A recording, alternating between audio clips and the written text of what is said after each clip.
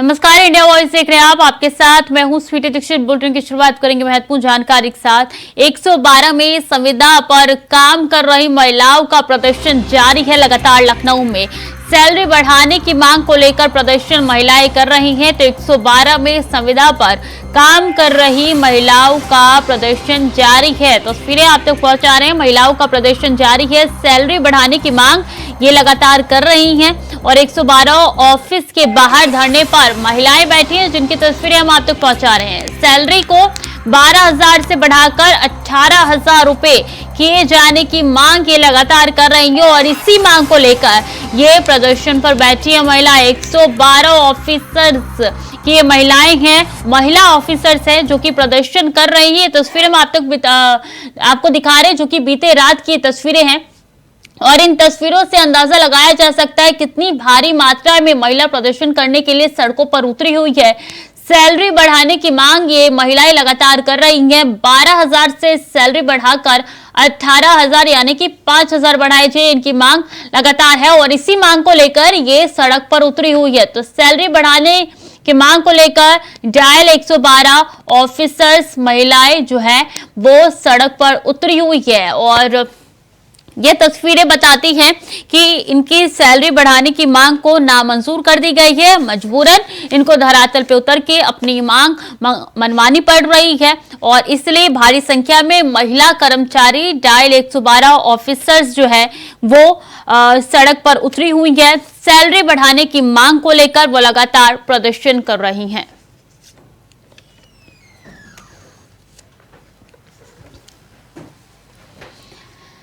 तो सैलरी बढ़ाने की मांग को लेकर महिला कर्मचारी प्रदर्शन कर रही है। डायल 112 की महिला कर्मचारी हैं ये, जो कि प्रदर्शन कर रही हैं। तस्वीरें लखनऊ से आप तक पहुंचा रहे हैं, जहां ये प्रदर्शन लगातार जारी है और इससे अंदाजा लगाया जा सकता है कि महिला किस तरीके से उतारू है अपनी बात मनवाने के लिए। 12,000 से बढ़ाकर ये सैलरी 18,000 करने की मांग इनकी तरफ से लगातार की जा रही है। 5,000 के सैलरी का इंक्रीमेंट ये मांग रही है।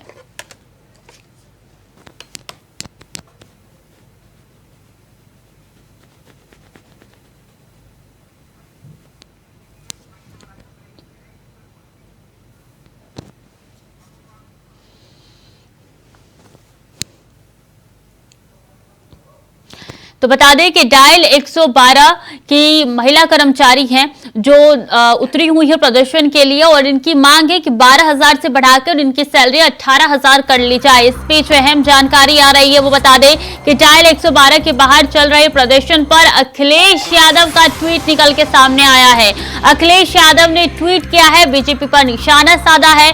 बहन बेटियों को सुबह हिरासत में ले लिया गया है। अखिलेश यादव ने ट्वीट करके बताया है। डायल 112 के बाहर चल रहे प्रदर्शन पर अखिलेश यादव ने ट्वीट करके बीजेपी पर निशाना साधा है कि बहन बेटियों को सुबह हिरासत में ले लिया गया है और उनकी तरफ से ये भी कहना है कि जो बीजेपी सरकार बहन बेटियों को बढ़ावे में लगातार प्रचार कर रही है, अब उनकी असलियत धरातल पे नजर आ रही है और इससे पहले भी उन्होंने निशाना साधा था। आप देखिए, बहन बेटियों को हिरासत में ले लिया गया, ये अखिलेश यादव ने ट्वीट किया है। तो अखिलेश यादव ने ट्वीट करके कहा है कि बहन बेटियों को हिरासत में ले लिया गया है। डायल 112 के बाहर चल रहे प्रदर्शन पर अखिलेश यादव का ट्वीट आया है। अखिलेश यादव ने कहा है कि बहन बेटियों को हिरासत में ले लिया गया है। बता दें कि बीते रात से ये प्रदर्शन हो रहा है और ऐसे में बहन बेटियों को हिरासत में ले लिया गया है। जो कि कर्मचारी हैं वो लगातार अपनी सैलरी के इंक्रीमेंट के लिए प्रदर्शन कर रही हैं और अब ये सूचना निकल के सामने आ रही है कि बहन बेटियों को हिरासत में ले लिया गया है। अखिलेश यादव ने ट्वीट किया है।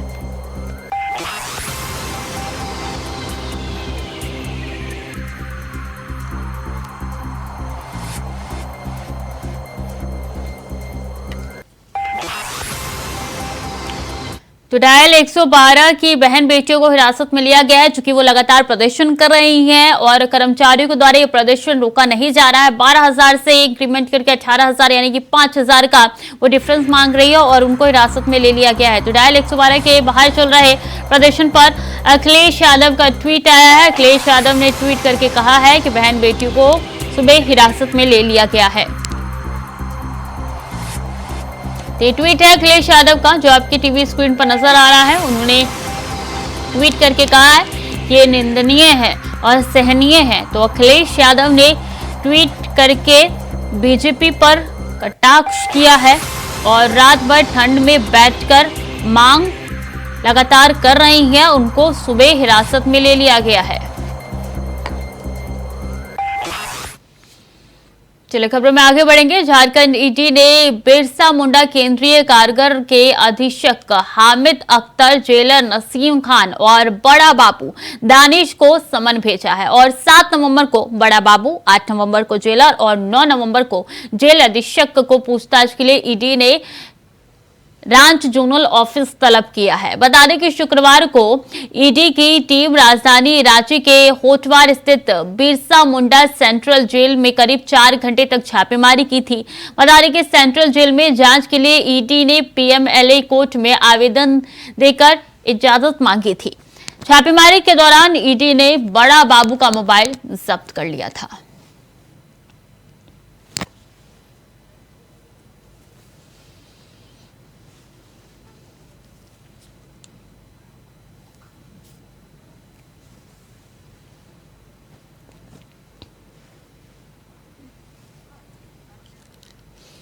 अभिजीत दुबे ज्यादा जानकारी के साथ जुड़ चुके हैं। अभिजीत, आखिरकार तलब कर लिया गया है, पूछताछ के लिए बुलाया गया है? जी स्वीटी, बिल्कुल। जो 3 लोगों को समन भेजा गया था, जेलर, बड़ा बाबू और असिस्टेंट को, उसमें आज दानिश खान को अभी ईडी कार्यालय बुलाया गया था। सुबह 11 बजे दानिश खान पहुंचे थे ईडी कार्यालय और अभी भी लगातार पूछताछ चल रही है। जो भी होटवार जेल में छापेमारी हुई थी उसको लेके दोनों पक्षों, बीजेपी और गठबंधन की सरकार की, लगातार एक दूसरे पे आरोप प्रत्यारोप ये चल रहा है कि कहीं ना कहीं ईडी का कहना है कि हमारे परिवार को नुकसान पहुंचाने के लिए सरकार यहाँ पे नक्सलवादियों का सहारा ले रही है, किसी न किसी तरह की साजिश जेल में रची जा रही है। इसी के लेके होटवार जेल में छापेमारी की गई थी और उसमें 3 लोगों को समन भेजा गया था, जिसमें जेल अधीक्षक थे, उनके बाबू थे और उनके एक असिस्टेंट थे। जिसमें आज दानिश खान ईडी कार्यालय पहुंचे हैं और उनसे लगातार पूछताछ की जा रही है। देखना इसमें यह है कि 4 बजे तक किन किन नामों का खुलासा वो करते हैं और क्या क्या बताते हैं कि जेल में ऐसी कौन सी कागजात पाई गई जमीन को लेके, जिसकी खुलासा करेंगे दानिश खान। कितना वक्त हो गया है पूछताछ में, क्या कुछ निकल के सामने आया? आगे कब तक पूछताछ जारी रहेगी? कोई सूत्रों के हवाले से आपको जानकारी मिल पा रही है अभिजीत? बिल्कुल, सूत्रों के हवाले से जानकारी मिली है कि 4 बजे तक पूछताछ, अभी 5 बजे तक चल रही है, अभी चली रही लगातार पूछताछ और हो सकता है कि उनको आज कस्टडी में लिया जा सकता है और जब तक सारी चीजें क्लियर ना हो उनको छोड़ा नहीं जाएगा। कहीं ना कहीं सूत्रों के हवाले से खबर आई है और लगातार सुबह 11 बजे से पूछताछ चल रही है दानिश खान से और अभी ईडी के ऑफिस के बाहर लगातार सन्नाटा भी बना हुआ है और कई लोग जो कल आने वाले हैं, जिनको समन कल जेलर आने वाले हैं, उनके भी मन में कहीं ना कहीं आशंका है कि कल उनसे क्या पूछताछ होनी है और किन किन बातों का खुलासा होगा। आखिर जेल में ऐसा क्या पाया गया जिसको लेके तीनों लोगों को समन भेजा गया। इस समय झारखंड में बहुत अफरा तफरी मचा हुआ है क्योंकि जेल इस जमीन मामले को लेके, खनन मामले को लेके, जिस तरह ईडी लगातार हेमंत सोरेन को भी समन भेजी है, कई लोग जेल में भी इस समय है, उसको लेके अब देखना ये होगा कि क्या जेल में ऐसी कौन से पेपर पाए गए हैं जिसका खुलासा ईडी करेगी। जो बिल्कुल जेल अधीक्षक को समन भेजा गया है ईडी का, इसी से अंदाजा लगाया जा सकता है कि जेल के अंदर क्या खिचड़ी पक रही थी अभिजीत। और इसमें तो कई ऐसे राजनीतिक नाम है जो कि निकल के सामने आ रहे हैं, तो क्या 1-2 नामों का खुलासा हुआ है? जी बिल्कुल, छापेमारी के तहत यही ईडी का मतलब, जो ईडी ने छापेमारी किया होटवार जेल में, उसमें आशंका यही आई थी कि कुछ जमीन के जो भी कारोबार, जो भी यहाँ पे हड़कंप मचे हैं, जमीन घोटाले हुए हैं, इसमें से कुछ पेपर जेल के अंदर मौजूद हैं। जो लोग अंदर जेल में है, प्रेम प्रकाश हुए, जो इसके मेन सरगना थे, वो जेल में है। वो हो सकता है कि पेपर उनके पास अंदर किसी तरह रखा गया हो या आदि कुछ नक्सलवादियों के थ्रू। लगातार ईडी के परिवार को भी कई बार ये सूत्रों के हवाले से खबर मिली कि ईडी ने भी कहा था कि जान माल का खतरा है मेरे परिवार को, यहाँ के नक्सलवादी कर सकती है। ठीक है अभिजीत, नजर बनाए रखिए आप पुलिस खबर पे, हम पल पल की अपडेट आपसे लेते रहेंगे। बहुत बहुत शुक्रिया आपका तमाम जानकारियों के लिए। चलिए खबरों में आगे बढ़ेंगे। वाराणसी में बीएचयू आईआईटी में छात्र के साथ अभद्रता मामले में माहौल गर्माता हुआ अब नजर आ रहा है, जहां हजारों की संख्या में प्रदर्शनकारी छात्र छात्राएं दोषियों की गिरफ्तारी की मांग को लेकर अब लगातार सड़क पे उतर रही हैं। बता दें कि बीते बुधवार की रात बीएचयू आईआईटी में गन पॉइंट पर छात्र को निवस्त्र किया गया था, जिसके बाद बीएचयू परिसर में आईआईटी की बाउंड्री वॉल का भी विरोध किया गया। बता दें कि रात बताया जा रहा है कि रात है कि सैकड़ों की संख्या में आक्रोशित छात्रों ने प्रतिरोध मार्च निकाला। तो वहीं पुलिस कमिश्नर ने जानकारी देते हुए कहा कि जल्द गिरफ्तारी होगी आरोपी। चप्पा चप्पा किसका है? चप्पा चप्पा किसका है? सुंदर बगिया किसका है? सुंदर बगिया किसका है? ये सुंदर बगिया बड़ी चीज है। विकास चौबे ज्यादा जानकारी के साथ जुड़ चुके हैं सीधे वाराणसी से। विकास, ये मामला तो बढ़ता हुआ नजर आ रहा है। बिल्कुल, देखिए सिटी संपर्क करने वाला मामला ज्यादा बढ़ता हुआ नजर आ रहा है, क्योंकि अभी तक इस पूरे मामले में 6 दिन बीत चुके हैं, लेकिन कल इस पूरे मामले में 1 हफ्ता बीत जाएगा, लेकिन अभी तक किसी भी आरोपी की गिरफ्तारी इस पूरे मामले में नहीं की जा चुकी है। लेकिन प्रशासन कहीं ना कहीं दावा कर रहा है कि जल्दी वो आरोपियों की गिरफ्तारी करेगा, उनको पकड़ने का सलाखों के पीछे डालेगा। आपको बता दें कि बीते बुधवार को IIT बेचू में गन पॉइंट की रोक पर एक छात्रा को बंधक बनाया गया, उसको अश्लील जो है भाषा का प्रयोग किया गया, साथ ही साथ उसके कपड़े उतरवाए गए और उसको लोगों ने कहा कि आप जो है हमारे साथ चलिए, ऐसे जो आरोपी लोग थे उन्होंने ये कहा। लेकिन कहीं ना कहीं जब पूरा हमारे पकड़ में आया तो बीएससी के छात्र जो IIT के छात्र थे वो आक्रोशित हो गए और उसको लेकर धरने पर बैठ गए। आज धरना का जो है 6वां दिन है, लगातार छात्र जो है धरने पर बैठे हुए मांग कर रहे हैं कि आरोपियों की जल्द से गिरफ्तारी हो। लेकिन कहीं ना कहीं वाराणसी प्रशासन जो है उसके हाथ अभी तक खाली है, क्योंकि इस मामले में अभी तक किसी भी आरोपी को गिरफ्तार नहीं किया गया। जो 3 अभियुक्त से अज्ञात लोग हैं उनकी गिरफ्तारी के लिए लगातार पुलिस, लेकिन कहीं ना कहीं अभी हाथ खाली है। और वही इस पूरे मामले पर राजनीति भी जम गई, क्योंकि पीएम मोदी के क्षेत्र में घटना है, ऐसे में राजनीति से इसको आप दूर रख सकते हैं। ये तो विकास सवाल तो उठने लाजमी है कि आखिर अभी तक क्यों नहीं उन आरोपियों को जल्द से जल्द गिरफ्तारी की गई ना आरोपियों की।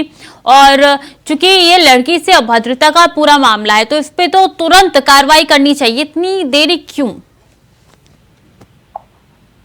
बिल्कुल, देखिए इसके कई कारण है, क्योंकि पुलिस लगातार कह रही है कि हम सीसीटीवी कैमरे लगा रहे हैं और इसी पहलू की जांच कर रहे हैं। लेकिन कहीं ना कहीं वो जो छात्र थे वो अज्ञात लोग हैं, लेकिन जिनकी अभी तक पहचान नहीं, करीब BSU परीक्षा में जो दिखे नहीं, वो बाहरी लोग थे जिनका दावा BSU प्रशासन में कह रहा है। और ऐसा कह रहा है कि वो बाहरी लोग थे जिनका जो कैंपस में आवागमन जो है कभी ऐसा नहीं होता था, लेकिन कहीं ना कहीं जितनी घटना हुई उस दिन वो छात्र दिखे और उन्होंने जो है अपने आप से ऊपर नकाब लगा रखा है, इस वजह से उनकी पहचान अभी नहीं पाई है। हालांकि पुलिस को क्लू मिला है, ऐसे उनको जानकारी मिली कि वो छात्र जो है हो सकता है कि वो मिर्जापुर या फिर चंदौली जैसे क्षेत्र हो सकते हैं, तो वहाँ भी पुलिस जो है दबे जगह लगातार ऐसा प्रशासन कह रहा है, पुलिस गिरफ्तारी हम जल्द करेंगे। लेकिन कहीं ना कहीं अभी तक हाथ खाली और राजनीति जिसके मसले पर जोरदार हो रही है, जो कांग्रेस बिल्कुल, अब देखना होगा कि ये शोर कहाँ तक जाता है और क्या इसमें कार्रवाई होती हुई नजर आती है नहीं। बहुत बहुत शुक्रिया आपका विकास तमाम जानकारियों के लिए।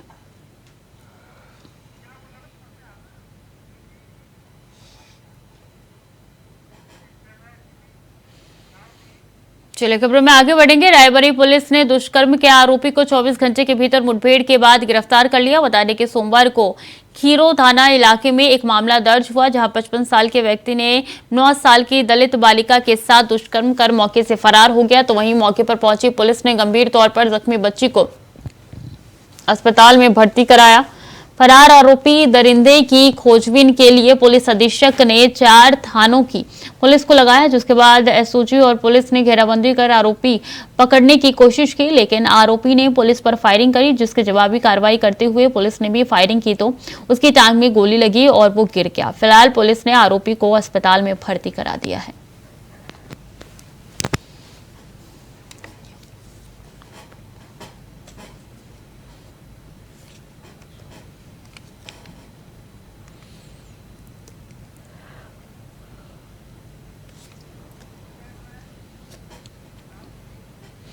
खबर हमीरपुर से है, जहां तेज रफ्तार ट्रक दुकान में जाकर घुस गया, जिस कारण दुकान क्षतिग्रस्त हो गया। तभी ट्रक चालक मौके से फरार हो गया। बताया जा रहा है कि 3 लाख रुपए का नुकसान हो गया है। वहीं किसी भी प्रकार की जान हानि का नुकसान नहीं हुआ है।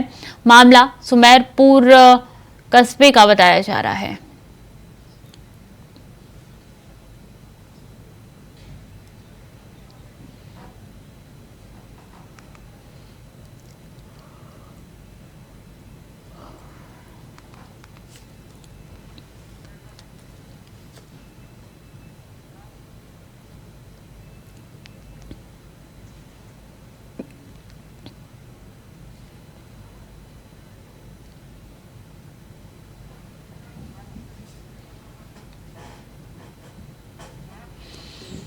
तो बता दें, लखनऊ से यह अहम जानकारी। 112 में संविदा पर काम कर रही महिलाओं का प्रदर्शन लगातार हो रहा है। सैलरी बढ़ाने की मांग को लेकर ये प्रदर्शन हो रहा है। 112 ऑफिस के बाहर धरने पर बैठी है महिलाएं। सैलरी को 12,000 से 18,000 रुपए किए जाने की मांग उनकी तरफ से लगातार की जा रही है। 5,000 बढ़ाने की मांग वो कर रही है। तो 12,000 से 18,000 सैलरी करने की मांग को लेकर महिला कर्मचारी जो है वो धरने पर बैठे। तस्वीरें आप तक पहुंचा रहे, बीती रात से धरने पर बैठी है। और ऐसे में बता दें आपको कि सैलरी बढ़ाने की मांग को लेकर ये प्रदर्शन हो रहा है। महिलाओं का प्रदर्शन लगातार चल रही है। सैलरी बढ़ाने की मांग को लेकर ये प्रदर्शन किया जा रहा है और काफी संख्या में महिला कर्मचारी आपको तस्वीरों में नजर आ रही है। इसी से अंदाजा लगाया जा सकता है कितनी भारी संख्या में महिला कर्मचारी पहुंची है सैलरी बढ़ाने की मांग को लेकर। शुभम पांडे ज्यादा जानकारी के साथ सीधे लखनऊ से जुड़ चुके हैं। शुभम, खबर तो ये भी आई है कि इनको गिरफ्तार कर लिया गया है, हिरासत में लिया गया है, क्या है सच्चाई?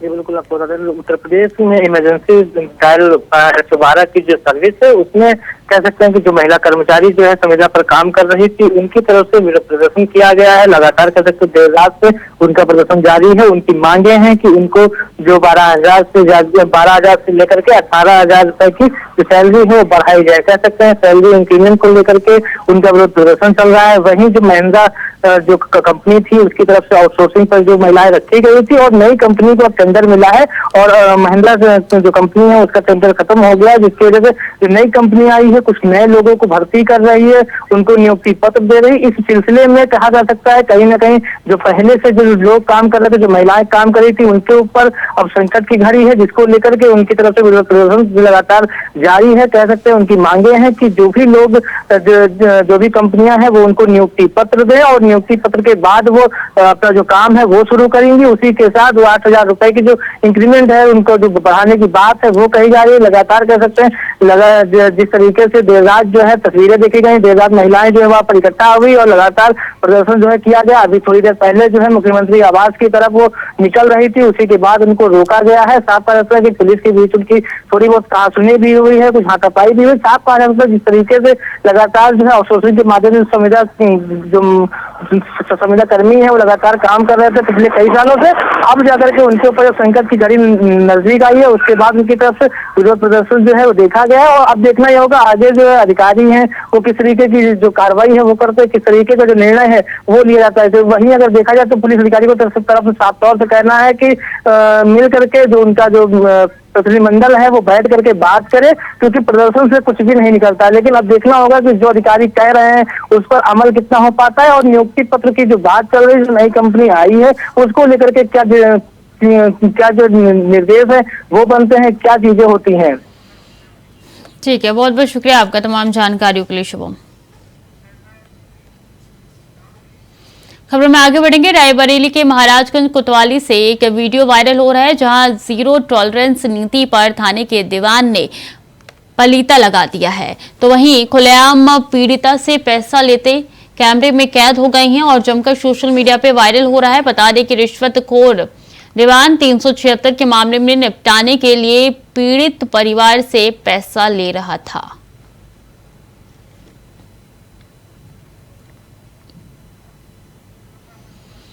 राजू तिवारी ज्यादा जानकारी के साथ जुड़ चुके हैं रायबरेली से। राजू, ये मामला है क्या जिसको निपटाने के लिए पैसा लिया जा रहा था? मामला रायबरेली जिले के महाराजगंज कोतवाली क्षेत्र का बताया जा रहा है, जहां के दीवान के द्वारा पीड़ित पक्ष से पैसे लेते हुए साफ तस्वीरों में देखा जा रहा है। आपको बता दें कि इस पूरे मामले के बाद कहीं न कहीं पुलिस पर सवाल फिर एक बार खड़े हो रहे हैं। जिस तरह से पैसा लेने का वीडियो सोशल मीडिया पर वायरल हो रहा है, उसी तरह लगातार सोशल मीडिया पर वायरल होने के बाद पुलिस महकमे में भी हड़कंप का माहौल देखने को मिला है।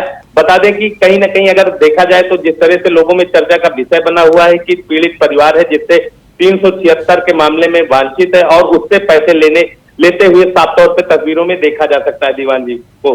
लेकिन इस वीडियो के वायरल होने के बाद पुलिस महकमे में कहीं ना कहीं हड़कंप का माहौल है, लेकिन अभी तक किसी भी प्रकार की कार्रवाई न तो हुई है, न किसी प्रकार का किसी के द्वारा बयान जारी किया गया। लेकिन साफ तौर पे अंदाजा लगाया जा सकता है कि जिस तरह से उत्तर प्रदेश सरकार साफ तौर पर जीरो टॉलरेंस नीति के तहत काम करने के दावे कर रही है और लगातार दिशा निर्देश जारी किए जा रहे हैं, लेकिन उस पर साफ तौर पर पलीता लगाते हुए इस दीवान को देखा जा सकता है किस तरह से खाकी पर सवाल एक बार फिर से उठने लगे और सवाल के घेरे में खड़ी हो गई खाकी रायबरेली की। कार्रवाई ना करना कहीं ना कहीं इस बात को बढ़ावा देता है कि ये काम आप करते रहिए, कार्रवाई नहीं होगी, इसके लिए आश्वस्त आप रहिए। बिल्कुल, जिस तरह से ये वीडियो वायरल हुआ है, वीडियो में साफ तौर पे देखा जा सकता है किस तरह से पैसे ले रहा है, तो कहीं ना कहीं ये साफ तौर पे जो उत्तर प्रदेश सरकार की मंशा है उस पर पलीता लगाते हुए। लेकिन अब देखने वाली बात होगी कि जो उच्च अधिकारी हैं वो किस तरह से इस पूरे मामले को संज्ञान में लेकर कार्यवाही करेंगे या किस तरह का कदम उठाएंगे। हालांकि ये पूरी बातें चर्चा में बनी हुई हैं, लेकिन रायबरेली पुलिस अधीक्षक आलोक प्रियदर्शी हो या जो भी पुलिस महकमे के जिम्मेदार हो, उनके द्वारा अभी तक किसी भी कार्यवाही की बात नहीं कही गई, न ही पूरे मामले को संज्ञान में लिया गया। जी ठीक है राजू, बहुत बहुत शुक्रिया आपका तमाम जानकारियों के लिए।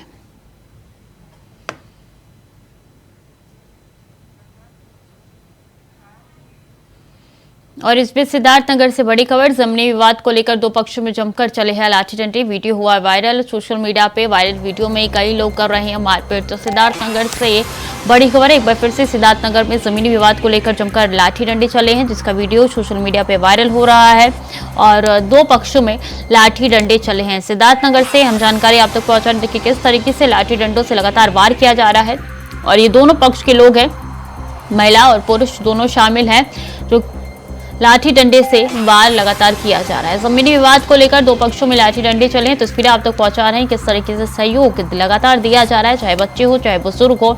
लाठी डंडे दो पक्षों में चले हैं। जमीनी विवाद का ये पूरा मामला है जिसको लेकर दो पक्षों में यहाँ पे लाठी डंडे चलते हुए नजर आ रही हैं। तो बातचीत से मामला लाठी डंडे पर पहुंच गया है और लगातार यहाँ पे पीटा जा रहा है। लाठी डंडे, ईंट पत्थर सबका उपयोग किया जा रहा है मारने के लिए और ये वीडियो भी वायरल हो रहा है।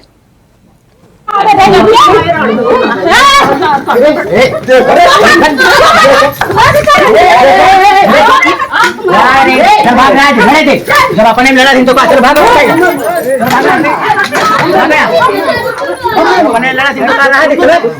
राकेश यादव ज्यादा जानकारी के साथ जुड़ चुके हैं। राकेश, मामला शांत हुआ क्या?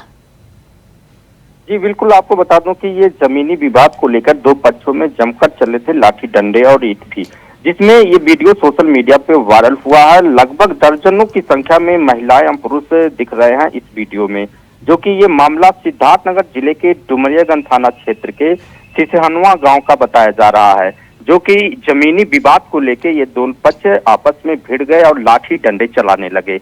मौके पर पुलिस भी सूचना पाकर पहुंचती है और दोनों पक्ष को थाने ले जाती है। तो क्या कुछ दलीलें दी गई है दोनों पक्ष की ओर से थाने में? दोनों पक्ष को बुला के वहाँ मामले को संज्ञान में लिया गया और उनके खिलाफ मुकदमा भी दर्ज किया गया है कि इस तरह से वो बताया जा रहा है कि कोई नाली निर्माण हो रहा था जिसमें ये सरकारी काम में बाधा डाल रहे थे वहाँ के कहने वालों के हिसाब से। तो अब दोनों पक्ष को वहाँ बुला के मुकदमा दर्ज करके उनके खिलाफ कार्रवाई की गई है। ठीक है राकेश, बहुत बहुत शुक्रिया आपका तमाम जानकारियों के लिए।